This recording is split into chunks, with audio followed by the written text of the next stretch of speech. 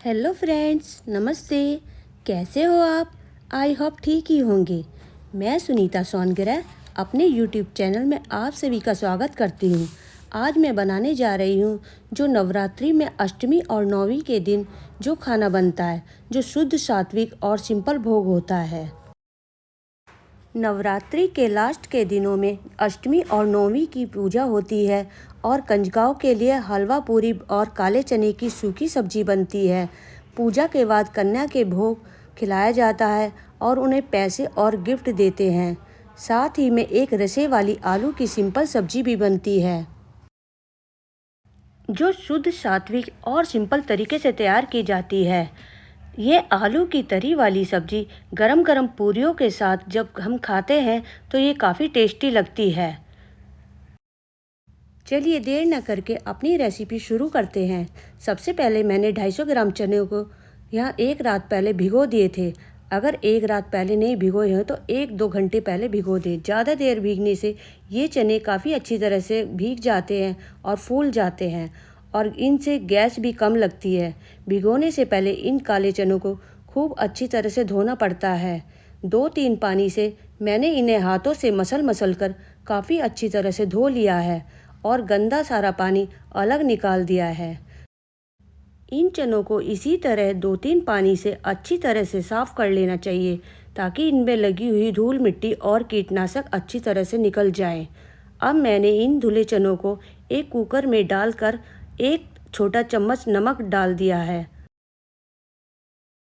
नमक डालने के बाद अब इसमें पानी डालना है और मैंने 1 लोटा पानी इन चनों के अंदर डाल दिया है। पानी को कम भी डाल सकते हैं क्योंकि ये रात के भीगे हुए हैं, ये जल्दी ही गल जाएंगे, मगर हम इसका उबला हुआ पानी पी लेते हैं। अब मैंने कुकर को ढक्कन से बंद कर दिया है। मैंने गैस को ऑन करके कुकर को गैस पर रख दिया है। लगातार 3 सीटी आने पर मैं गैस को बंद कर दूंगी क्योंकि ये चने रात के भिगोए हुए हैं। गैस को मैंने हाई फ्लेम पर कर दिया है। अगर काले चने 1 घंटे पहले भिगोए हो तो 1 सीटी आने पर गैस को 20 मिनट के लिए धीमा कर दें। जब तक ये काले चने उबलते हैं मैं तब तक दूसरा काम कर लेती हूँ। मैंने परात में आटा छान कर निकाला और 1 चम्मच नमक डाल दिया और साथ ही में आधा छोटा चम्मच अजवाइन भी डाल दी। नमक और अजवाइन पूरे आटे में सभी जगह बराबर पहुंच जाए, इसके लिए मैंने चम्मच से ही इन सभी को मिलाना शुरू किया। फिर आटे को गूंथने के लिए मैंने परात में आटे के अंदर 1 गिलास पानी डाला और फिर उस पानी को हाथों से उस आटे में मिलाते हुए आटे को मारना शुरू किया। सारे आटे में थोड़ा थोड़ा करके पानी डालकर अच्छी तरह से मसलना चाहिए। थोड़ा थोड़ा पानी डालकर आटे को अच्छी तरह से गूंथ दिया। एक साथ ज़्यादा पानी नहीं डालना चाहिए। ज़्यादा पानी डालने से आटा काफ़ी पतला हो जाता है जिससे पूरियाँ बनाने में दिक्कत होती है। आटा थोड़ा सा गूंथ गया। अब इसमें बिल्कुल भी पानी नहीं लगाना है, सिर्फ मुक्कियाँ लगाकर ही इसे और अच्छी तरह से गूंथना है। पूरियों के आटे को हम जितना अच्छी तरह से मांडेंगे तो पूरियाँ काफ़ी अच्छी करारी, मुलायम और फूली फूली बनेगी। इसीलिए आटे में अच्छी तरह से मुक्कियाँ लगाकर चिकना और मुलायम कर लेना चाहिए। जब तक हम पूरियाँ बनाएंगे तो ये गरम गरम होने पर और फूली फूली करारी बनेगी और ठंडी होने पर काफ़ी मुलायम रहेंगी। आटा अच्छी तरह से पूरी तरह से गूंथ चुका है। इसे रेस्ट देने के लिए मैंने अब रख दिया है। प्रेशर कुकर में 3 सीटियाँ आ गई थी और मैंने गैस को बहुत पहले ही बंद कर दिया था। प्रेशर जब अपने आप ठंडा हो गया तो मैंने इस कुकर के ढक्कन को खोला और छोटे चमचे से मैंने इन काले चनों को चला कर देखा। सभी काले चने अच्छी तरह से कुक हो गए हैं। फिर मैंने छोटे चमचे से ही कुकर में दबाकर इन चनों को फोड़ा। वे हल्का सा दबाने से ही फूट रहे हैं। फिर हाथ से मसलने पर भी ये अच्छी तरह से फूट रहे हैं। इनमें काफ़ी सारा पानी है। ये पानी काफ़ी पौष्टिक है। मैं इस पानी को नहीं फेंकूंगी। इसे मैं आलू की तरी वाली सब्जी में डाल दूंगी, नहीं तो छोटे बच्चे और बड़ों को पीने के लिए दे दूंगी।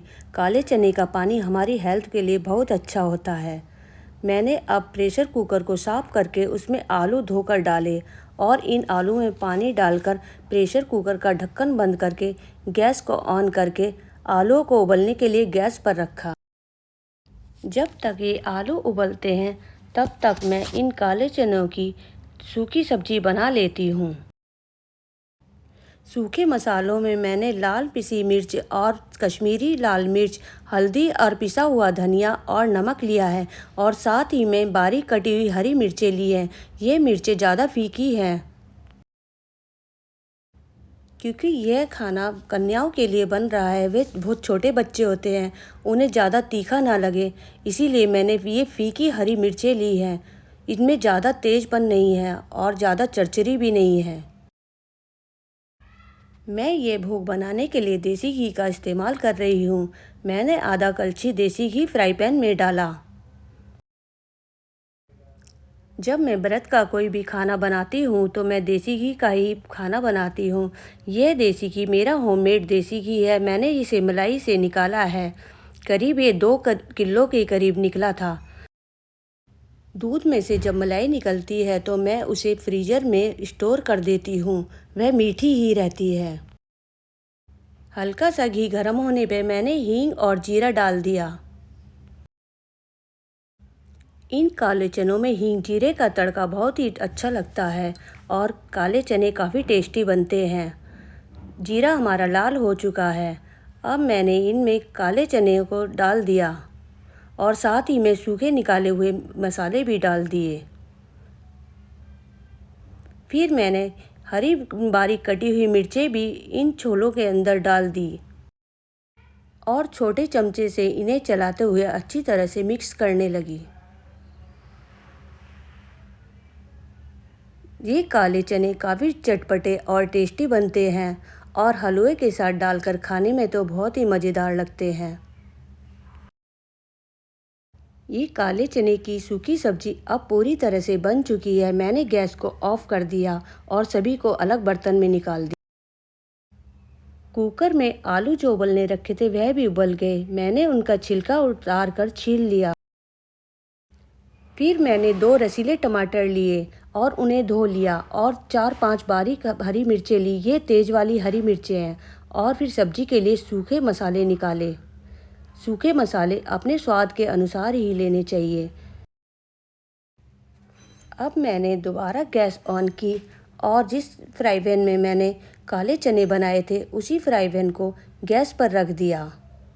थोड़ी देर में वह हल्का सा गर्म हो गया। फिर मैंने देसी घी लिया और आधा कलछी देसी घी फ्राई पैन के अंदर डाला।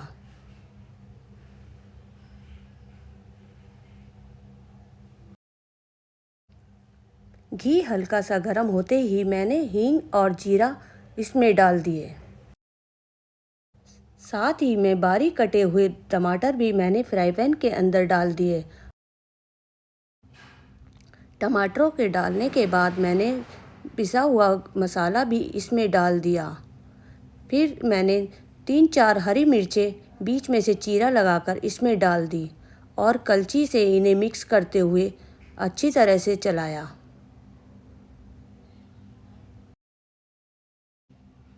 कलछी से अच्छी तरह से चलाते हुए इस मसाले को भूनना शुरू किया। मसाला काफ़ी अच्छी तरह से भून चुका है। हल्का सा मसाला और भूनना है ताकि ये टमाटर अच्छी तरह से गल जाएं। मसाला अब अच्छी तरह से गल चुका है। अब मैंने इसमें थोड़ा सा पानी डाला। पानी मैंने आधे गिलास के करीब डाला है। मुझे पानी थोड़ा सा कम लग रहा था। मैंने फिर थोड़ा सा पानी और डाल दिया। मुझे ये सूखी सब्जी नहीं बनानी, मुझे ये तरी वाली सब्जी बनानी है। फिर मैंने उबले हुए आलूओं को मसल कर इस फ्राई पैन में डाल दिया और कलछी से चलाते हुए इस तरी में अच्छी तरह से मिक्स किया। पूरियों के साथ सूखी सब्जी भी अच्छी लगती है और साथ ही में तरी वाली सब्जी मिल जाए तो वो और भी टेस्टी लगती है। आलू की तरी वाली सब्जी बनकर तैयार हो गई है। मैंने इसे एक अलग बर्तन में निकाल दिया। देखने में ही ये काफ़ी टेस्टी लग रही है। अब मैंने हलवे के लिए 1 कटोरी सूजी ली। सूजी मेरी साफ़ सुथरी और अच्छी है और अभी ये मंगाई है तो बढ़िया वाली है। फिर मैंने गैस ऑन करके कढ़ाई गैस पर रखी। कढ़ाई को हल्का गर्म होते ही मैंने इस कढ़ाई के अंदर 3 कलछी देसी घी डाला। ज़्यादा घी में बना हुआ हलवा काफ़ी टेस्टी बनता है। ये हलवा हम देसी घी से तैयार कर रहे हैं। ये काफ़ी हेल्दी और बढ़िया है और हमें खाने में नुकसान भी नहीं करेगा। देसी घी हमारी आँखों के लिए बहुत ज़रूरी होता है। आज अष्टमी का दिन है और मैंने सारा खाना आज होममेड देसी घी से बनाया है। सूजी को पलटे से चलाते हुए मैंने भूनना शुरू किया। मुझे हलवे के अंदर देसी घी थोड़ा सा कम लग रहा था क्योंकि सूजी ज़्यादा दिखाई दे रही है। मैंने और घी लिया और कढ़ाई में सूजी के अंदर ये देसी घी डाल दिया और फिर लगातार इसे चलाते हुए काफ़ी अच्छी तरह से भूनने लगी। अच्छी तरह से भूनते भूनते सूजी काफ़ी भुन चुकी है। जैसा कि वीडियो में दिखाई पड़ रहा है, वाइट कलर से इसका कलर थोड़ा सा डार्क हो गया। मैंने अब गैस को थोड़ा धीमा कर दिया क्योंकि ज़्यादा तेज़ आंच पर यह जल जाएगी और मंदे मंदे आंच पे अच्छी तरह से और भून जाएगी। सूजी अब अच्छी तरह से ब्राउन हो गई है। मैंने कटे हुए ड्राई फ्रूट जो मैंने 2 घंटे पहले भिगो रखे थे वह सब इसमें डाल दिए। इसमें मैंने काजू, बादाम, अखरोट और चिरौंजी और किशमिश ली है। ये हलवा माता रानी के भोग के लिए है। ये काफ़ी टेस्टी और बढ़िया बनता है। इसमें अपने आप ही बहुत ज़्यादा स्वाद आ जाता है। ये सभी ड्राई फ्रूट भीगे हुए थे, इसीलिए सूजी में डालते ही सूजी ठंडी पड़ गई और ये अच्छी तरह से रोस्ट होने लगे। पहले मैं इन ड्राई फ्रूटों को अलग से फ्राई करके डालती थी, मगर सूजी काफ़ी ज़्यादा गर्म हुई है तो मैंने इन्हीं के अंदर डाल दिए। अब मैंने 1 कटोरी चीनी ली। जितना हमने सूजी ली है उतनी ही हमें मीठा डालना है, यानी कि 1 कटोरी सूजी है तो 1 कटोरी ही चीनी डालनी चाहिए। सही हिसाब से हम ये सब डालेंगे तो हमारा सूजी का हलवा काफ़ी परफेक्ट बनेगा। अब मैंने इसके अंदर डबल गुना पानी डाल दिया, यानी कि 2.5 कटोरी पानी डाल दिया। अब इस पानी को चलाते हुए पूरी तरह से सुखाना है। पलटे से अच्छी तरह से चलाते हुए मैंने इसे मिक्स किया। अब मैंने इसमें थोड़ा सा येलो कलर डाल दिया। ये फूड कलर है। ये हमें बहुत ही कम मामूली सा डालना चाहिए क्योंकि यह ज़्यादा डालने से हमारी हेल्थ को ख़राब भी कर सकते हैं। इसीलिए ये बिल्कुल ज़रा सा नोक के बराबर लेना चाहिए, उससे ही इसमें कलर आ जाता है। फूड कलर डालने से हलवे में काफ़ी अच्छा कलर आ जाता है, जो देखने में हलवा काफ़ी सुंदर लगता है।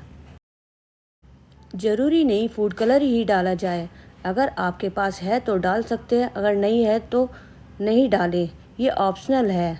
बिना फूड कलर के भी हलवा काफ़ी टेस्टी और सुंदर बनता है। हलवा भी हमारा बनकर तैयार हो गया।